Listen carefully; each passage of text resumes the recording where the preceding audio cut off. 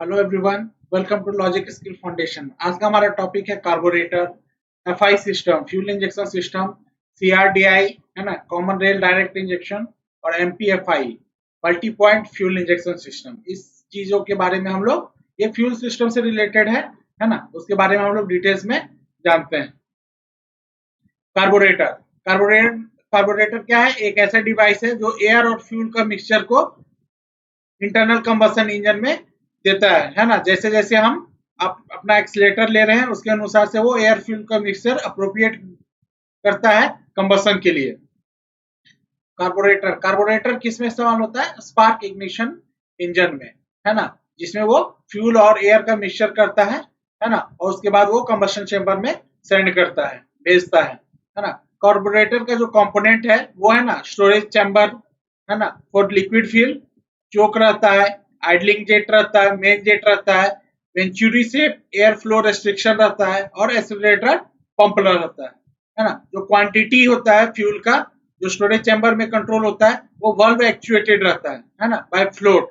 जैसे ही फ्लोट आपका नीचे होता है, वो नीडल को नीचे कर देता है और उससे हमारा टैंक से फिर फ्यूल आने लगता है और वो फ्लोट में जमा होता है।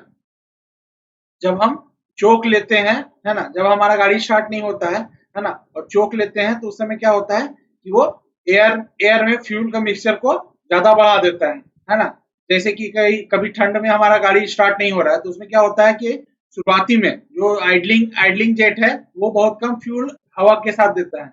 जो फ्यूल रहता है वो सिलेंडर वॉल्स में चिपक जाता है, जिससे स्पार्क प्लग द्वारा चिंगारी से नहीं जलता है। इसलिए हमें चोक लेना पड़ता है। चोक क्या करता है? एक रिच फ्यूल मिक्सचर को एयर के साथ मिक्स करता है ताकि गाड़ी स्टार्ट हो जाए, है ना। उसके बाद गाड़ी स्टार्ट हो जाने के बाद, हीट होने के बाद, हमें फिर चोक का जरूरत नहीं पड़ता है। नेक्स्ट है,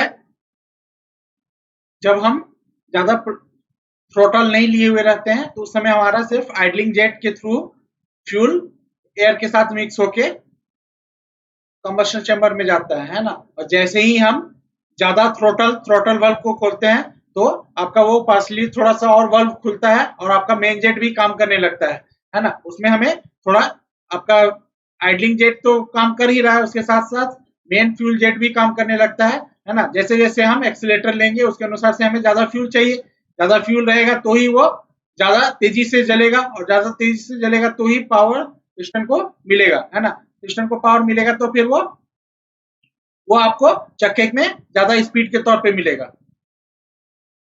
वेंचुरी से एयर फ्लो रेस्ट्रिक्शन रहता है ना, वो प्रेशर को रिड्यूस करता है ना, ताकि जो भी मेन जेट से आपका फ्यूल निकल रहा है, वो हवा के साथ प्रॉपर रेशियो में, एयर और फ्यूल का रेशियो प्रॉपर मेंटेन करे।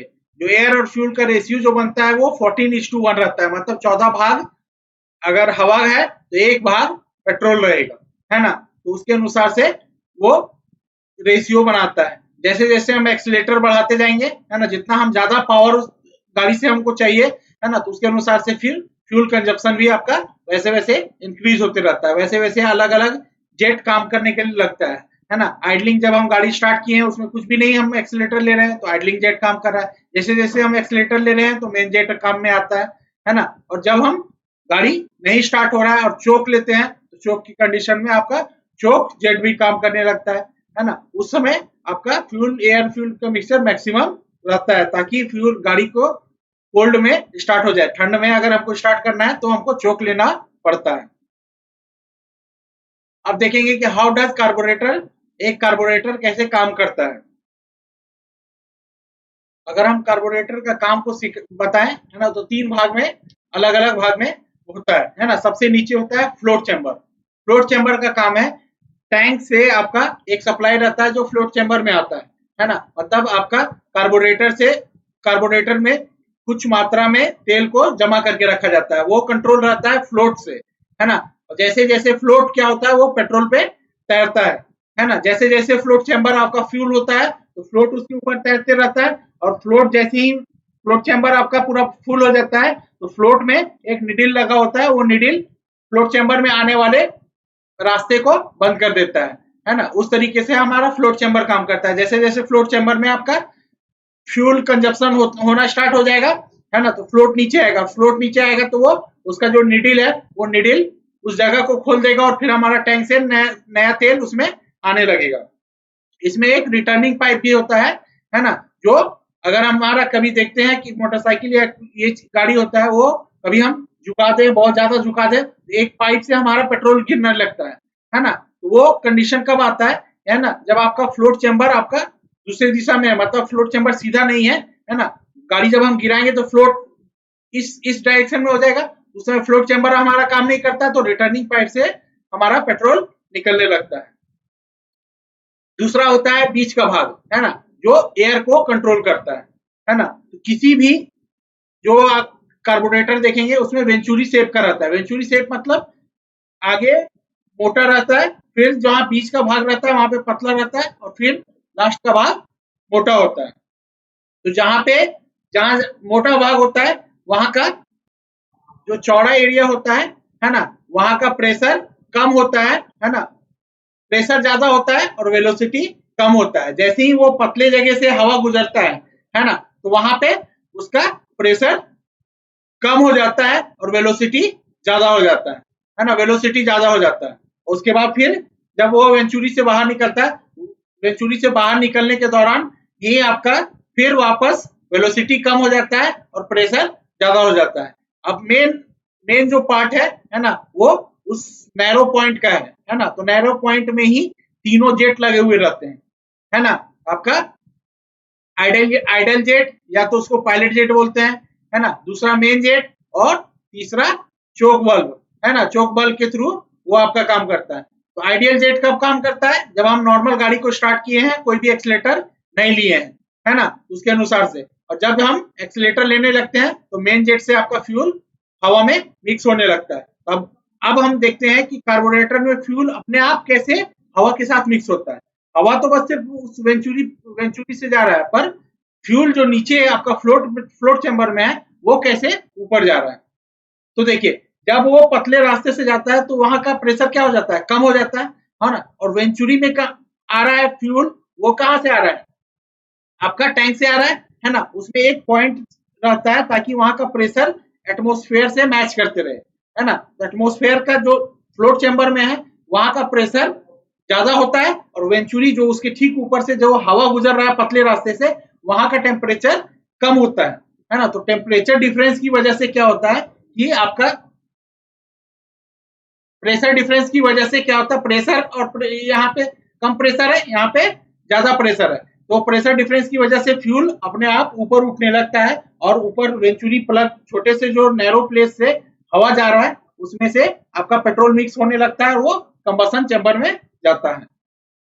उसके बाद उसमें जो आपका लगा हुआ रहता है थ्रोटल बॉडी, है ना, वो हम जितना एक्सीलेटर लेंगे उतना थ्रोटल बॉडी आपका नॉर्मल ऐसे थ्रोटल बॉडी रहता है ना, जितना हम एक्सीलेटर लेंगे वो उतना खुलेगा और उतना ज्यादा हवा को वहां से जाने देगा, है ना। जितना एक्सीलेटर लेंगे तो मेन जेट से भी उतना ही फ्यूल हवा के साथ मिक्स होगा और कंबसन चैम्बर में जाएगा।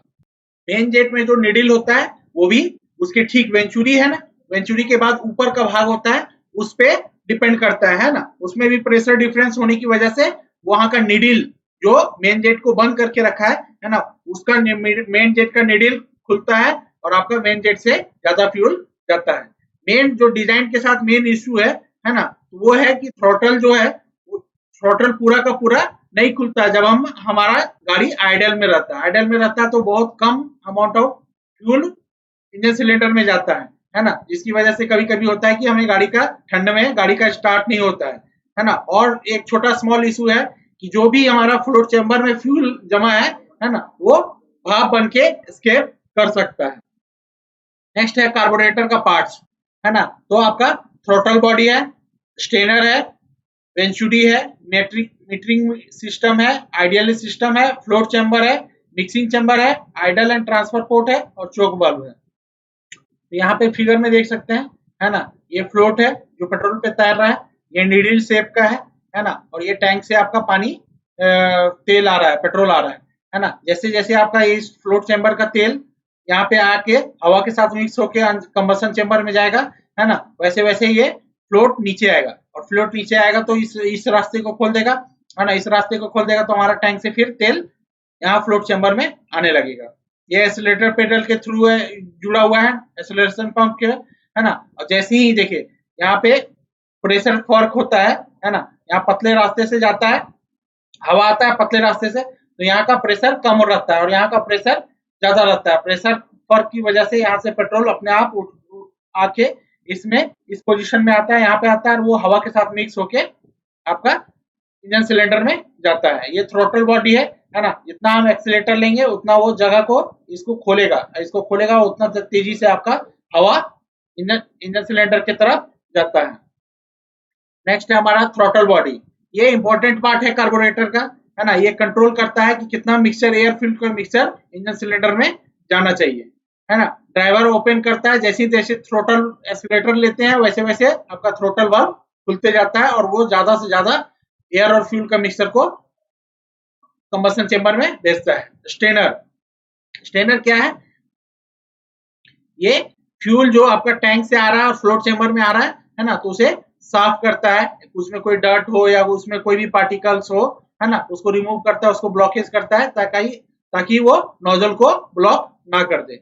वेंचुरी क्या होता है? क्रॉस सेक्शनल पाइप होता है जिसमें बीच में जाके उसका डायमीटर कम हो जाता है। उससे क्या होता है? एयर का प्रेशर डिक्रीज हो जाता है ना, और वेलोसिटी उसका बढ़ जाता है, जिसकी वजह से फ्यूल पंप से फ्यूल आता है और हवा के साथ मिक्स होके वो कंबशन चेंबर में चला जाता है। मीटरिंग सिस्टम क्या कंट्रोल करता है?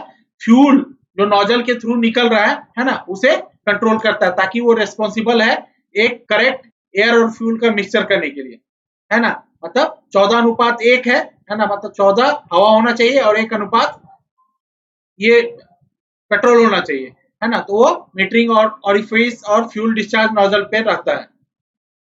जब एयर पास होता है वेंचुरी से, है ना, तो एक लो प्रेशर फील्ड जनरेट होता है थ्रोट में, मतलब जैसे बोले पतला जगह पे लो प्रेशर है ना। और फ्लोट चैम्बर के पास क्या रहता है? हाई प्रेशर रहता है। प्रेशर डिफरेंस की वजह से फ्यूल हवा ऊपर की ओर आता है और हवा के साथ मिक्स होके वो इंजन सिलेंडर की ओर जाता है, जहां पे उसका दहन होता है। मिक्सिंग चैम्बर क्या होता है? जहां एयर और फ्यूल का मिक्सचर होता है ना, और वो इंजन सिलेंडर में पहुंचाया जाता है। नेक्स्ट है हमारा आइडलिंग सिस्टम, है ना। जब हमारा एक्सीलेटर 15% से भी कम है ना, उस समय हमारा आइडलिंग जेट काम करता है। और जो फ्लोट चैम्बर होता है ना, वेंचुरी ट्यूब में जब हम गाड़ी को स्टार्ट करते हैं उस समय आइडलिंग सिस्टम रहता है, काम करते रहता है ना। और फ्लोट चैम्बर से हमारा तेल आइडल जेट के थ्रू एयर के साथ कंबाइन होके वो कंबशन के लिए जाता है। फ्लोट चैम्बर क्या है? फ्लोट चैम्बर एक छोटा स्टोरेज के तौर पे काम करता है, जो कंटिन्यूअस सप्लाई करता है ना। तो फ्लोट चैम्बर में जैसे बताएं, फ्लोट तैरते रहता है पेट्रोल के ऊपर, है ना। जैसे जैसे फ्लोट चैम्बर वहां पे फ्लोट चैम्बर में फ्यूल डिक्रीज होगा तो फ्लोट नीचे आएगा और फ्लोट का निडिल जो रहता है वो रास्ता को खोल देता है और टैंक से हमारा फ्यूल आपका फ्लोट चैम्बर में आने लगता है। और जैसे ही फ्लोट चैम्बर का फ्यूल लेवल बढ़ जाता है तो उसका निडिल उस रास्ते को बंद कर देता है और फ्यूल सप्लाई बंद हो जाता है। आइडल और ट्रांसफर पोर्ट, तो मेन जेट और वेंचुरी पोर्शन का जो कार्बोरेटर रहता है, तो दो और नोजल रहता है जो फ्यूल को, और जब हम एक्सीलेटर लेंगे तो ज्यादा से ज्यादा फ्यूल जाए, है ना, उसके लिए अलग अलग आइडल और ट्रांसफर पोर्ट इस्तेमाल किया जाता है। चोक वाल्व, जैसे कि हमने बताया कि ठंड के मौसम में क्या होता है कि गाड़ी स्टार्ट नहीं होता है। क्यों? क्योंकि गाड़ी को स्टार्ट करने के लिए जो आइडल जेट के थ्रू पेट्रोल जा रहा है ना, जो फ्यूल जा रहा है वो बहुत कम है, और वो ठंड की वजह से दीवार सिलेंडर वाल जो है उसमें चिपक जाता है, और जब भी स्पार्क प्लग द्वारा चिंगारी उत्पन्न होता है तो एयर में इतना फ्यूल नहीं रहता है कि वो उसे जला सके, तब हम चोक बल्ब का इस्तेमाल करते हैं। चोक लेने पर क्या होता है? वो एक एयर फ्यूल का रिच मिक्सचर भेजता है ना, और वो रिच मिक्सचर को फिर हम स्पार्क प्लग के द्वारा जलाते हैं। और जिस तरीके से विंटर का सीजन में अगर गाड़ी का स्टार्ट नहीं हो रहा है तो हम चोक का हेल्प लेते हैं, ताकि rich air fuel mixture engine cylinder में जाए और हमारा गाड़ी स्टार्ट हो जाए। फंक्शन ऑफ कार्बोरेटर, जो मेन फंक्शन है कार्बोरेटर का वो क्या है? एयर और पेट्रोल को मिक्स करना, है ना, ताकि हाई कंबशन मिक्सचर में एक हाई कंबशन मिक्सचर बन सके। ये कंट्रोल करता है इंजन के स्पीड को, है ना। जितना आपका पेट्रोल हवा के साथ मिक्स होके जाएगा उतना ही इंजन से स्पीड मिलेगा, है ना। ये रेगुलेट करता है एयर फ्यूल का रेशियो, जैसे कि हम बताएं 14:14:1, है ना। अगर इंजन और लोड में हम चेंज करेंगे तो एयर और फ्यूल का मिक्सचर में भी वो इंक्रीज और डिक्रीज करता है। ये हमेशा फ्लोट चैम्बर का कितना उसमें फ्लोट चैम्बर में तेल है उसको भी कंट्रोल करता है। उसके बाद जो भी फ्यूल और एयर का मिक्सचर है उसके वेपोराइज करके एक होमोजेनियस एयर फ्यूल मिक्सचर बनाता है और उसे इंजन सिलेंडर में भेजता है ताकि वहां पे कंटिन्यूअस आपका गाड़ी प्रॉपर वर्क से चलते रहे। नेक्स्ट है हमारा advantage of carburettor. Carburettor expensive नहीं होता है, मतलब वो ज्यादा पैसा उसमें नहीं लगता है ना। वो फ्यूल इंजेक्टर के कंपैरिजन में बहुत कम और बहुत सस्ता मिल जाता है ना। कार्बोरेटर जो होता है आराम से एयर और फ्यूल का मिक्सचर कर देता था, है ना। अगर रोड टेस्ट कर रहे हैं तो उसमें कार्बोरेटर का ज्यादा पावर और प्रिसीजन रहता है। जो नॉर्मल छोटा ये चीज है उसके लिए वो एडवांटेज रहता है ना। कार्बोरेटर में हम कुछ भी चेंजेस कर सकते हैं। फ्यूल ज्यादा खा रहा है तो हम आइडल कर सकते हैं, उसमें कुछ भी चेंजेस कर सकते हैं, है ना। और उसमें क्या और एडवांटेज है कि अगर थ्रोटल वाल्व ज्यादा खुल गया, हम ज्यादा एक्सीलेटर कंटिन्यूअस ज्यादा एक्सीलेटर तुरंत ले रहे हैं तो क्या होता है वो प्रॉपर एयर और फ्यूल का मिक्सचर नहीं कर पाता और हमें ज्यादा से ज्यादा ग्रेट पावर अच्छा से नहीं मिल पाता है ना। डिसएडवांटेज क्या क्या नुकसान है कार्बोरेटर का? एक बहुत कम स्लो स्पीड में एकदम चल रहे हैं, है ना, तो जो एयर फ्यूल का मिक्सचर रहता है वो बहुत कम रहता है ना। तो इसमें क्या होता है स्पार्क प्लग को कभी कभी इग्नाइट करने में दिक्कत आता है ना। उस कंडीशन में क्या होता है उसमें कार्बोरेटर का अरेंजमेंट थोड़ा उसकी जगह पे हम लोग फ्यूल इंजेक्टर को इस्तेमाल करते हैं। जो कार्बोरेटर होता है उसमें कुछ इफेक्ट करता है एटमॉस्फेरिक प्रेशर की वजह से भी, है ना। बाहर का प्रेशर कितना है उस पर भी डिपेंड करता है। कुछ फ्यूल जो रहता है वो कंज्यूम हो जाता है ना, और ज्यादा हेवी कार्बोरेटर कंज्यूम करने लगता है फ्यूल को फ्यूल इंजेक्टर के मुकाबले। और एयर इमिशन जो है ना, वो फ्यूल इंजेक्टर कार्बोरेटर में ज्यादा फ्यूल भी खपत करता है। जितना ज्यादा हवा जा रहा है उसके अनुसार से उस पे एयर का और फ्यूल का मिक्सचर को कभी कभी वो मिसमैनेज कर पाता है। नेक्स्ट है हमारा फ्यूल इंजेक्शन। फ्यूल इंजेक्शन क्या है? ये मॉडर्न फ्यूल इंजेक्शन सिस्टम है ना, जो एटोमाइज करता है, मतलब उसे छोटे छोटे भाग में बांटता है, या उसको बोलेंगे तो फुहारे की तरह, है ना, ताकि वो बहुत हाई प्रेशर में मिक्स हो, क्लीन हवा, कोई भी हवा के साथ मिक्स हो, है ना। तो आजकल जितना भी मोटरसाइकिल आ रहा है BS6 आ रहा है उसमें क्या आता है फ्यूल इंजेक्शन सिस्टम आता है ना। और जो बहुत नॉर्मल मोटरसाइकिल है इलेक्ट्रॉनिक कार्बोरेटर आता है जिसमें हम कुछ भी चेंजेस नहीं कर सकते, है ना। तो अब जितना भी गाड़ी आता है वो फ्यूल इंजेक्शन से आता है ना, ताकि एयर फ्यूल का मिक्सचर प्रॉपर जाए, है ना। क्योंकि फ्यूल इंजेक्शन में क्या है, फ्यूल इंजेक्टर किससे कंट्रोल होता है? ECU से, है ना।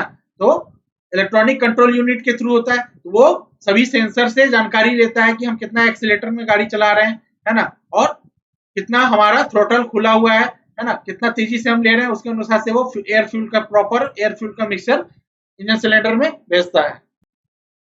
मॉडर्न फ्यूल इंजेक्शन का है, उसका नाम ही होता है मॉडर्न फ्यूल इंजेक्शन का इलेक्ट्रॉनिक कंट्रोल, मतलब वो इलेक्ट्रॉनिक्स के द्वारा इलेक्ट्रिक के द्वारा कंट्रोल किया जाता है ना। वो मैनेज करता है कि हमें किस टाइम पे कितना फ्यूल देना है ना, कितना हम एक्सीलेटर ले रहे हैं, एक्सीलेटर पेडल कितना ले रहे हैं, है ना, क्या आपका ऑक्सीजन सेंसर से कितना धुआं के साथ कितना ऑक्सीजन अवेलेबल है, उसके अनुसार से वो मैनेज करके आपको एयर फ्यूल का मिक्सचर देता है, ताकि प्रिसाइज जितना आपका इंजेक्शन का टाइमिंग है या फ्यूल का एटोमाइजेशन है, अदर पैरामीटर सभी चीज का वो डिटेल्स जमा करता है। उसके बाद उसके अनुसार से वो फ्यूल इंजेक्शन करता है ना। तो main types of injection system होता है वो पंप लाइन नोजल टाइप, है ना, और एक इंजेक्टर टाइप और एक कॉमन रेल टाइप।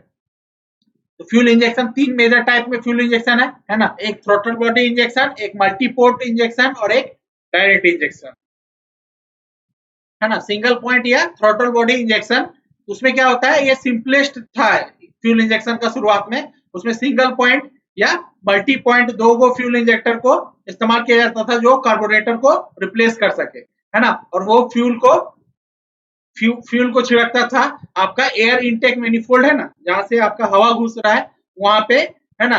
और ये सिंगल पॉइंट इंजेक्शन था, है ना। ये ज्यादा कॉम्प्लेक्स नहीं था जिसमें मल्टी पॉइंट इंजेक्शन सिस्टम हो, या उसमें, है ना, जिस तरीके से हवा जा रहा है ना, थ्रोटल के अनुसार से उसमें फ्यूल को एयर फ्यूल को मिक्सचर करता था और उसको कंबसन चेंबर तक पहुंचाता था, है ना। ये बेटर फ्यूल को कंट्रोल करता था और उसके साथ लेस एक्सपेंसिव था और सर्विस इसका आसानी से हो जाता था। नेक्स्ट है हमारा multi point fuel injection system. Port और मल्टी पॉइंट, इसका क्या काम है कि multi point fuel injection system एक सेपरेट अलग इंजेक्टर नोजल का इस्तेमाल करता था, है ना, हर एक सिलेंडर के लिए। और वो एकदम इनटेक पोर्ट का जो मतलब जहां से आप इंजन सिलेंडर के अंदर हवा घुसेगा वहीं पे फ्यूल को इंजेक्ट करता था, है ना। तो एग्जैक्ट वहां पे इनटेक पोर्ट के ठीक क्लोज में अगर पोर्ट पे वो फ्यूल को छिड़केगा तो वो कंप्लीटली सिलेंडर में चला जाता था एयर फ्यूल का मिक्सचर, है ना। और उसमें प्रॉपर वो बेटर अचीव कर सकता था एयर और फ्यूल का मिक्सचर को, और इम्प्रूव कर सकता था इंजन के परफॉर्मेंस को, है ना। जिसके अनुसार से हम जितना थ्रोटल ले रहे हैं उसके अनुसार से वो उससे इलिमिनेट ये करता था, है ना। उसके बाद ये इलिमिनेट कर देता है पॉसिबिलिटी अगर जहां पे फ्यूल इंजेक्शन सिस्टम, जहां पे आपका फ्यूल डायरेक्ट कंबसन चेंबर में घुस रहा है उसी के ठीक पहले, वर्क से पहले, है ना, वहां पे अगर हम इलिमिनेट वहां पे फ्यूल को छिड़केंगे तो फ्यूल का कंडेंस होना या इंटेक मैनिफोल्ड में जमा होकर रह जाना, ये कंडीशन को इलिमिनेट कर देता था। जैसे कार्बोरेटर में है कि हवा पेट्रोल मिक्स होकर आ रहा है और कंबसन चेंबर में जा रहा है, तो उसमें क्या होता था कुछ फ्यूल आपका बीच का रास्ता में ही कहीं जमा होकर रह गया, या कुछ पेट्रोल हो गया जो कंडेंस हो गया, है ना, मतलब भाप बन गया, है ना, या वो जम गया। तो इस ये सब कंडीशन को वो हटा देता है ना, ताकि जहां पे भी आपका इनटेक मैनिफोल्ड में है वहां पे फ्यूल को डायरेक्ट वो छिड़कता है और हवा के साथ मिक्स होकर वो इंजन सिलेंडर के अंदर चला जाता है। नेक्स्ट है हमारा डायरेक्ट इंजेक्शन। डायरेक्ट इंजेक्शन मतलब आपका वो रास्ते पे नहीं फ्यूल को छिड़केगा, वो डायरेक्ट इंजन सिलेंडर के पास वहां पे फ्यूल को छिड़कता है। तो इनडायरेक्ट और डायरेक्ट में क्या फर्क है? इनडायरेक्ट में आपका कंबसन चेंबर में नहीं फ्यूल को छिड़क रहा है, उसको इनलेट वाल्व है ना, ये इनलेट वाल्व के ठीक जहां पे वो इंजन सिलेंडर में घुसेगा वहां पे फ्यूल को छिड़का जाता है ताकि वो हवा के साथ डायरेक्ट इंजन सिलेंडर में चल जा पाए। डायरेक्ट इंजेक्शन में क्या है, कंबसन चेंबर है, जहां पे कंबसन चेंबर है वहीं पे फ्यूल को छिड़का जाए, है ना। तो वो भी बहुत सारे अलग अलग जो डायरेक्ट कंबसन इंजन है ना, इसमें फ्यूल का मीटरिंग, है ना, प्रॉपर कितना हवा जा रहा है उसके अनुसार से प्रॉपर उसमें फ्यूल मीटरिंग ज्यादा अच्छा होता है ना। इंजेक्शन अदर इंजेक्शन जो सिस्टम है उससे ज्यादा प्रिसाइज है, मतलब उससे ज्यादा बढ़िया काम करता है ना। पहले जब सबसे ज्यादा डायरेक्ट इंजेक्शन इस्तेमाल किया जाता था गैसोलीन में, गैसोलीन मतलब पेट्रोल इंजन में, उसमें डायरेक्ट डीआईजी के नाम से जाना जाता था, डायरेक्ट इंजेक्शन गैसोलीन, है ना। उसमें डायरेक्ट इंजेक्शन किया जाता था इसमें, उससे आपका एयर फ्यूल का मिक्सचर भी बढ़िया रहता था और एक्सप्लोजन जो होता था वो भी एक पॉइंट से अच्छा होता था। तो शेप ऑफ सिलेंडर हो गया, पिस्टन हो गया, पोर्ट हो गया, स्पार्क प्लग का लोकेशन, टाइमिंग, ड्यूरेशन, है ना, स्पार्क का कितना इंटेंसिटी होना चाहिए कि वो स्पार्क प्लग लगाना है ना, पर सिलेंडर कितना स्पार्क प्लग चाहिए, और ये सब चीज को हम आसानी से मेजर कर सकते हैं और प्रॉपर फ्यूल एयर फ्यूल का मिक्सचर कर सकते हैं, जैसे हमारा इंजन का परफॉर्मेंस भी हमें ज्यादा मिले और फ्यूल इंजेक्शन भी आपका फ्यूल इकोनॉमी भी ज्यादा मिले। नेक्स्ट है हमारा फ्यूल इंजेक्टर।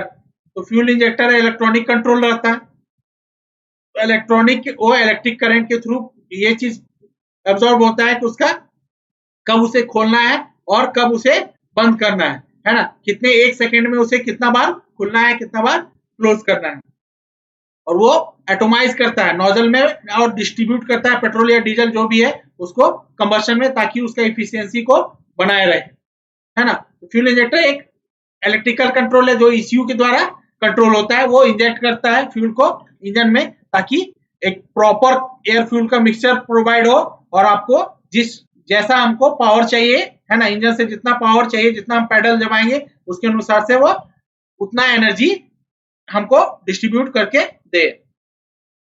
और जो पोजीशन होता है एयर फ्यूल इंजेक्टर का, है ना, वो डिफर करता है डिफरेंट इंजन के डिजाइन के अनुसार से, है ना। जैसे कि किसी को अगर हमको डायरेक्ट, जैसे हम बताएं कि आपको सिलेंडर हेड के अंदर में डायरेक्ट रहेगा, या तो फिर वो कंबसन चेंबर जो जिस कंबसन चेंबर में डायरेक्ट वो फ्यूल को छिड़क रहा है, या तो इंजन हेड में आपका जहां पे इनटेक वाल्व है वहां पे। फ्यूल इंजेक्टर के क्या क्या पार्ट्स होते हैं, है ना, जैसे कि यहाँ पे देख रहे हैं ये इलेक्ट्रॉनिक का प्रेशराइज फ्यूल है ना, ये इलेक्ट्रिकल अटैचमेंट है है ना। और ये देखिए जैसे सोलेनॉइड ऑन होता है, सोलेनॉइड ऑन होता है मतलब एक इलेक्ट्रिकल कनेक्टर है ना। इसमें इलेक्ट्रिक करंट आने पर ये मैग्नेटिक फील्ड जनरेट करता है। मैग्नेटिक फील्ड की वजह से ये प्लंजर पीछे की ओर मूव करता है और ये पॉइंट जो नोजल है वो नोजल हटता है और हमारा फ्यूल छिड़क दिया जाता है। और वैसे ही फिर एयर इलेक्ट्रिकल कंट्रोल आपका जो स्विच है उसे हमेशा कंटिन्यूअस टाइम टू टाइम उसे पावर ऑन करता है, ऑफ करता है। जैसे ही इसमें करंट आता है तो ये मैग्नेटिक फील्ड जनरेट करता है, प्लंजर आपका पीछे होता है और फ्यूल छिड़कता है। यहाँ पे हम लोग इंजेक्टर बॉडी, प्लंजर, ये सब का क्या काम है, अलग अलग पार्ट्स के बारे में, उसका क्या क्या काम है उसके बारे में हम लोग जानते हैं। इंजेक्टर बॉडी क्या होता है? एक आउटर बॉडी, बाहर का सेल है ना, जिसपे अलग अलग पार्ट्स के इंजेक्टर लगे हुए रहते हैं, है ना। इसको इस टाइप से डिजाइन किया जाता है कि एक पतले से होल के थ्रू वो उस पोजीशन को होल्ड कर सके और उस पोजीशन में हाई प्रेशराइज फ्यूल को फ्यूल पंप की मदद से वहां पे स्प्रे करे ताकि एयर फ्यूल का मिक्सचर आसानी से हो। प्लंजर क्या है? वो नोजल और नैरो एड का है ना, फ्यूल इंजेक्टर में जो ओपन या क्लोज करता है नोजल को। जैसे कि हम यहाँ पे बोले सोलेनॉइड ऑन हुआ है ना, तो मैग्नेटिक फील्ड की वजह से प्लंजर पीछे जाता है और नोजल आपका खुलता है या बंद होता है। नोजल खुलेगा तो फ्यूल छिड़केगा और जैसे ही आपका करंट यहाँ पे कट होगा तो प्लंजर आपको नोजल को बंद कर देगा। तो ये डिस्ट्रीब्यूट एयर फ्यूल प्रेशर को डिस्ट्रीब्यूट करने के लिए और इंजन गवर्नर के तौर पे काम करता है। नेक्स्ट है हमारा स्प्रिंग या और प्लंजर स्प्रिंग, मेन स्प्रिंग, ये सब के बारे में जानते हैं, है ना। बेसिकली दो स्प्रिंग इस्तेमाल किया जाता है जो मैकेनिकली कंट्रोल करता है फ्यूल इंजेक्टर को। अगर इलेक्ट्रिकल है ना, तो उसमें प्लंजर स्प्रिंग क्या है? यहाँ पे इलेक्ट्रिकल कनेक्शन आता है, जैसे ही ये इसमें इलेक्ट्रिकल करंट आएगा ये मैग्नेटिक फील्ड जनरेट करेगा और प्लंजर आपका पीछे की ओर जाएगा, है ना। तो स्प्रिंग ऊपर की ओर दबेगा और ये आपका नोजल खुल जाएगा और फ्यूल छिड़केगा, है ना। वही मेन स्प्रिंग का काम है जो फ्यूल इंजेक्टर में जितना फ्यूल आ रहा है ना, उसके प्रेशर को प्रोवाइड करता है ताकि जो फ्यूल पंप आपका प्रेशर दे रहा है उस प्रेशर को बनाए रखे। नेक्स्ट हमारा इनडायरेक्ट इंजेक्शन। इनडायरेक्ट इंजेक्शन क्या हो गया? डायरेक्ट कंबशन चेंबर में फ्यूल को हम नहीं छिड़क रहे हैं, उसको हम कहाँ छिड़क रहे हैं? इनटेक मैनिफोल्ड में, जहां से हमारा बल्ब के जहां पे जगह होता है वहां पे, या इंजन सिलेंडर के कहीं भी डायरेक्ट कंबशन चेंबर में हम नहीं छिड़क रहे हैं, तो उससे होता है वो इनडायरेक्ट इंजेक्शन। डायरेक्ट इंजेक्शन क्या करता है? फ्यूल को मीटर के थ्रू कंबशन चेंबर में हाई प्रेशर से मिलाता है ताकि आपका ज्यादा पावर मिले और फ्यूल इफिशियंसी भी ज्यादा हो, है ना। तो एडवांटेज इनडायरेक्ट इंजेक्शन का होता है वो क्वाइटर कंबशन होता है, मतलब वो उसका कंबशन का प्रोसेस होता है वो शांत होता है ना। वही डायरेक्ट इंजेक्शन का प्रोसेस आपका थोड़ा ज्यादा नॉइजी होता है और उसके अलावा ये कंबशन सिस्टम ज्यादा अवेलेबल होता है हाई स्पीड ऑपरेशन में। डिसएडवांटेजेस जो होता है आईडीआई का, है ना, डायरेक्ट इंजेक्शन में, डायरेक्ट इंजेक्शन का फ्यूल कंजप्शन से उसका 10 से 15% उसका फ्यूल कंजप्शन कम होता है। एमपीएफआई का क्या है? MP method of fuel injection करते हैं इंटरनल कंबशन में, है ना। तो मल्टी पोर्ट जहां पे वाल्व है, इंटेक वाल्व है, वहां पे अलग अलग पोर्ट से अलग अलग हम क्वांटिटी में फ्यूल को छिड़कते हैं ताकि वो एक प्रॉपर क्वांटिटी बना सके एयर और फ्यूल का मिक्सचर और सिलेंडर में राइट टाइम में जा सके। डायरेक्ट इंजेक्शन जैसे कि बोले हमारा सिलेंडर के ठीक कंबशन चेंबर पे फ्यूल को इंजेक्ट करता है, जैसे कि फिगर में देख रहे हैं, है ना। ये आपका डायरेक्ट इंजेक्शन है, इंजन सिलेंडर में डायरेक्ट वो फ्यूल को छिड़क रहा है। तो एडवांटेज क्या क्या होता है? ये ज्यादा प्रिसाइज होता है, कंप्यूटर से मैनेजमेंट होता है ना, वो प्रॉपर फ्यूल को कंट्रोल करता है कि कितना हवा जा रहा है उसके अनुसार से उतना अमाउंट ऑफ फ्यूल को इंजेक्ट करना है। इंजेक्ट का टाइमिंग को भी वो अच्छा से मैनेज कर पाता है ना, और उस जगह से आराम से और अच्छे से एयर और फ्यूल का मिक्सचर बनता है ताकि प्रोसेस जो आपका कंबशन का प्रोसेस है वो प्रॉपर कंप्लीट हो।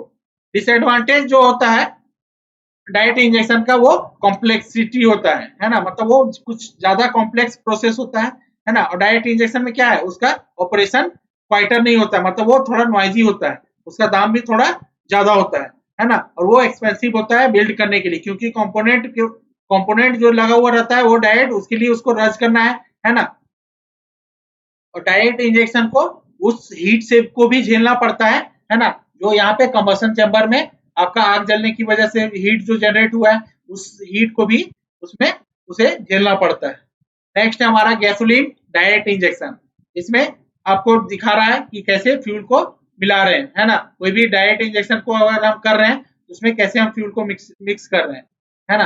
तो देखिए यहाँ पे आपका, यहाँ पे देखिए, है ना, यहाँ पे आपको गैसोलीन का है, पेट्रोल का इंजन है, तो क्या होगा, पहले हवा और पेट्रोल का मिक्सचर आएगा। तो हवा इधर से आ रहा है ना, और यहाँ से पेट्रोल इंजेक्ट किया जा रहा है और हवा और पेट्रोल का मिक्सचर बन रहा है। तो पिस्टन आपका नीचे की ओर मूव करेगा, है ना। उसके बाद आता है कंप्रेशन। कंप्रेशन स्ट्रोक में क्या होगा, जो हवा और पेट्रोल का मिक्सचर है ना, दोनों वाल्व बंद है ना, तो हवा और पेट्रोल का मिक्सचर को कंप्रेस किया जाएगा, है ना, टीडीसी तक मूव करेगा। उसके बाद फिर स्पार्क प्लग द्वारा चिंगारी दिया जाएगा और वो आपका पावर वहां पे फ्यूल जलेगा, और फ्यूल जलेगा तो पिस्टन को नीचे की ओर धक्का देगा।